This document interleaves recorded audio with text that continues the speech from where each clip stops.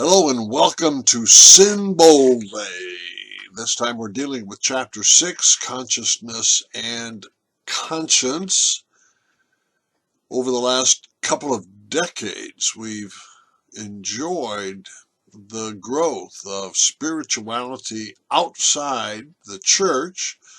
Certainly New Age spirituality of the 1980s and 90s provides a revolution of sorts, and now more recently the SBNR, Spiritual But Not Religious Among Us, includes numerous who are seeking expansion in consciousness, depth of consciousness, self-realization through growth in consciousness.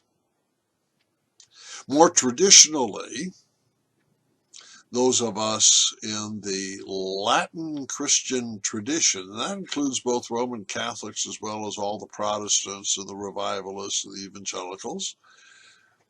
The dialectic of sin and grace has been dominant, and the conscience, your and my internal moral compass, has had a lot to do with how we understand spirituality in our daily walk with God.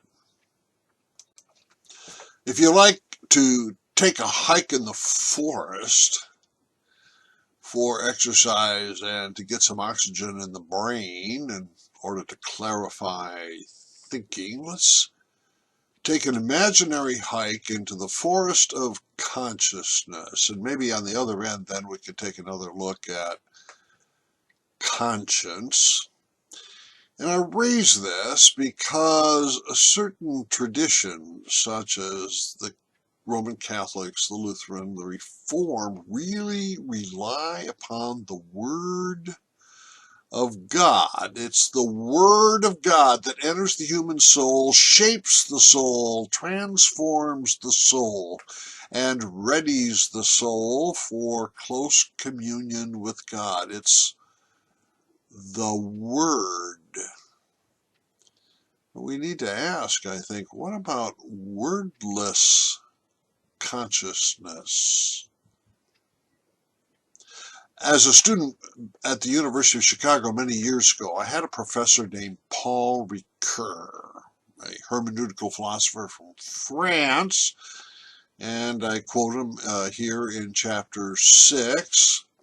And Dr. Ricoeur was convinced that language comes before abstract thinking, and he went further to say that sentences come before words. You don't know what a word means unless it's placed within a sentence, and that was his position. Well, while I was a student, my son Paul was born, and circumstances were such that I had to be the mommy, so to speak, the one who was the primary caregiver for quite a while.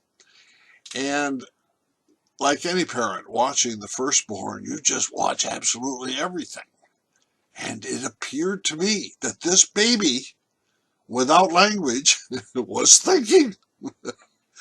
And so I would, at question and answer time in class, I would say, Dr. Ricoeur, I'd like to tell you what my baby did today. Now, isn't that an example of abstract thinking without language? And then when the baby began talking, he didn't talk in sentences. No, he talked with individual words. And as you can imagine, about the second word he learned was no. So I think that Dr. Ricoeur is correct that when it comes to abstract thinking, you and I require language, and when it comes to culture, we requires language.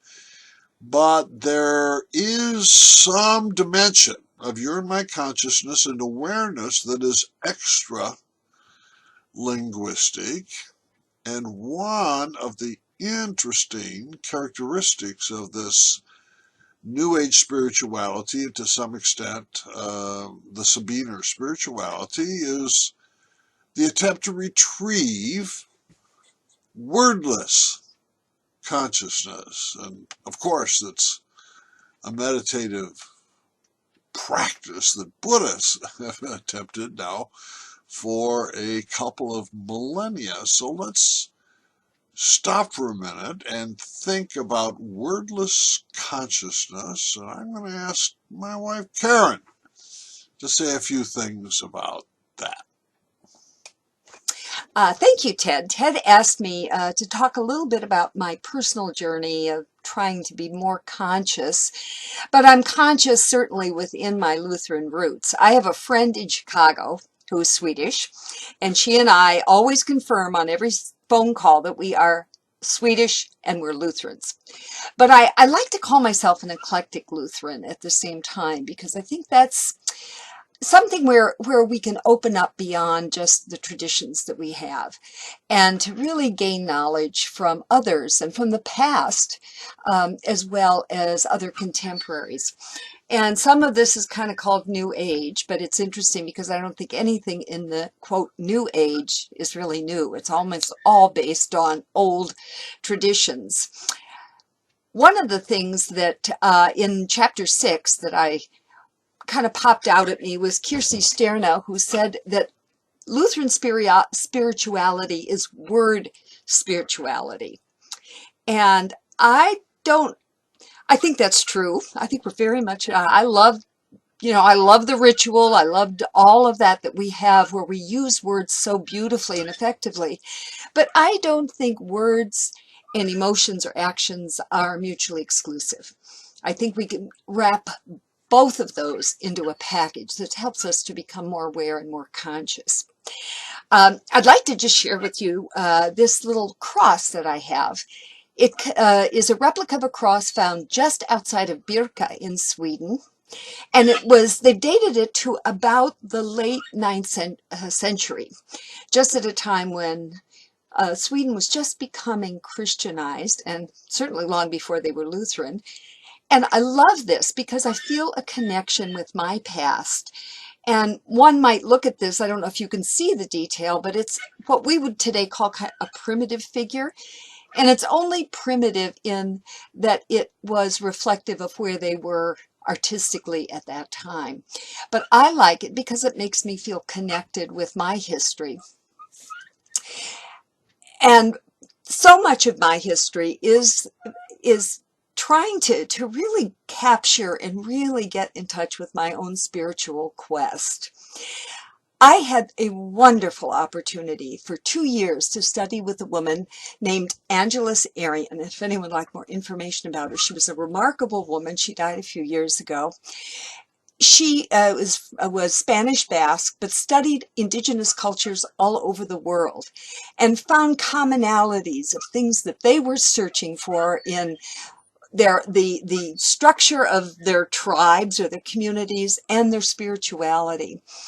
And I just found she was just an amazing woman, and I felt really enriched and honored that I had the opportunity to study with her.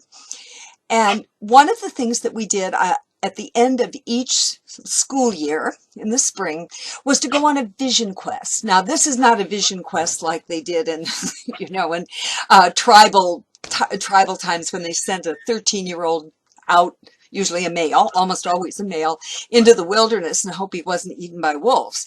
This is much more safer and contained, but you do spend time totally alone. Totally alone.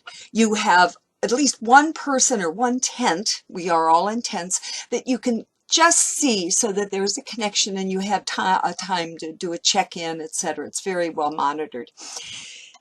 On my second vision quest, which of course we had absolutely no TV, radio, cell phones, nothing, no music. You had to be totally quiet and totally alone. And as an extrovert, I thought that might be difficult. I loved it. It was just so meaningful to me. On my second vision quest, the first night I kind of got my tent all together and pumped, and it was, comfy. And there was prediction it was going to be rain. So the tent I had a net on the top to protect anything from falling into the tent. And on beautiful clear nights, you could look up and see the stars. It was really beautiful. But when it was raining, of course, I had to put the flap over it to keep dry, which of course meant, because I had no way of having light, that it was dark, totally dark, pitch dark inside this tent. And the experience I had is the one that Ted wants me to share with you. And I haven't shared it with many people, but there's enough time now. I think it's kind of a nice thing to share. I got into my tent and I put the flap down. It was pitch dark.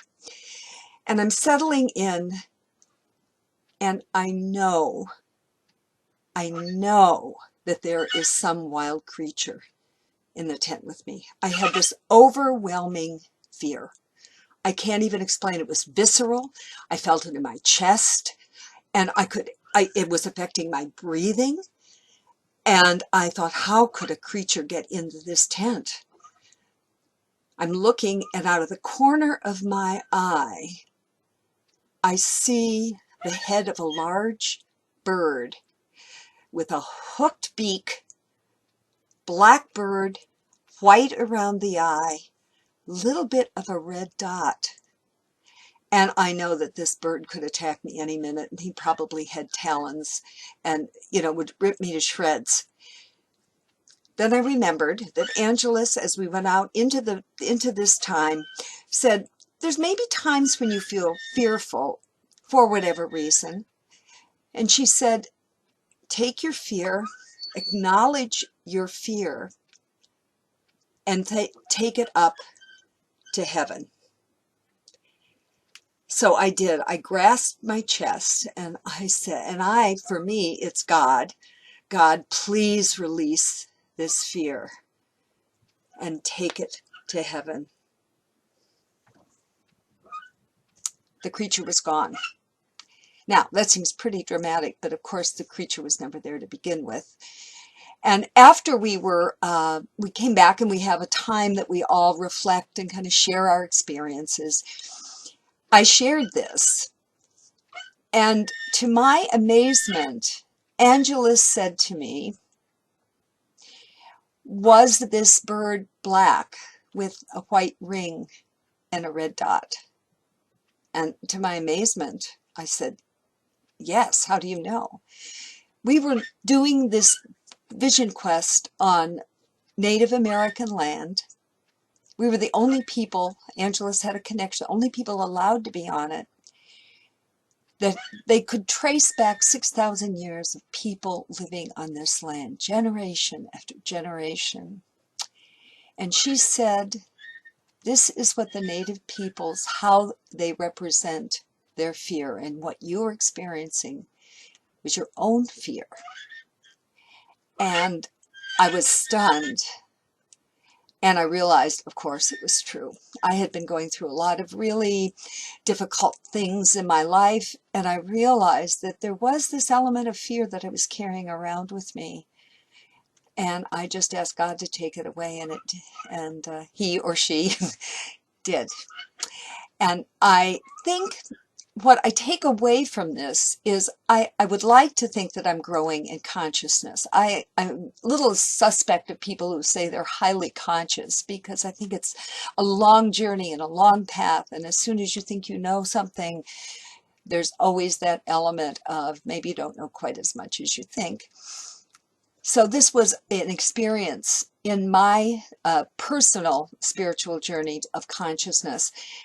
And I know mostly because I realized that I rarely fear. It was taken away from me, and I realized that God's grace is with me. Consciousness and words. Suppose we think of our words and language as belonging to an island within a much larger sea of consciousness. And as we look from our island of words out towards the horizon, what we see close by has form and substance, but as our eyes are lifted further towards the horizon, things get blurrier, and we never do see clearly what the end of it is. Karen's experience with the Native American bird of fear is extra linguistic beyond the words, but it had a definite form. It was not amorphous like the horizon, and the gesture of the bird flying to heaven and bearing her fear away. Yep, God's grace at work beyond the word. Let's get back to conscience. I don't know if conscience requires words or not. Certainly if we're obeying the Ten Commandments, we've got words in mind, but maybe there's some extra linguistic dimensions to conscience. I'm not sure, but within the setting of the larger books, and boldly, we think of the conscience as that which oppresses the fragile soul. The fragile soul works so diligently to obey the conscience that his or her consciousness gets collected, absorbed, reduced to the hard moral work of obeying that conscience. One of the questions we raise in chapter 6 is whether that conscience is the voice of God or not. Theologians differ. I have Roman Catholic friends who are sure that the conscience is the voice of God speaking within our consciousness. Lutherans tend to be a good deal more skeptical and cynical about that because the conscience can crush the soul, and in addition to that, the conscience can actually mislead the soul. You could have a warped or distorted conscience in which you believe the wrong things. I have the story in there about the young slave from North Korea who escapes and has to learn an entirely new morality outside of his prison, and his conscience changes with the new morality.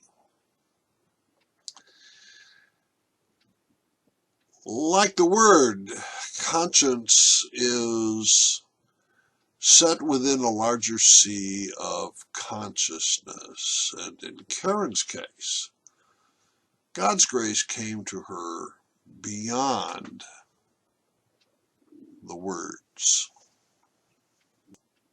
By way of summary, we might say that a divine commandment such as "thou shalt do this" or "thou shalt do that" can be heard by either the fragile soul or the robust soul. For the fragile soul, it crushes, it oppresses. For the robust soul, it's an opportunity to love God and love the neighbor. Whether we are standing from the point of view of our words or from the point of view of our conscience, we find ourselves on an island in a much larger sea of consciousness. Some things are amorphous and vague, such as the far horizon, and others have some kind of shape, even though they're not shaped by language. If we fear that our conscience is misleading us, if we fear that our conscience has become distorted and is now oppressing us as if it were the left hand of God, or if our conscience actually leads us to do violent and evil things as if it were coming from Satan, we need to dip into that ocean of consciousness and find resources there for turning back and turning our conscience back towards what is good and right, true, and of course, what is just.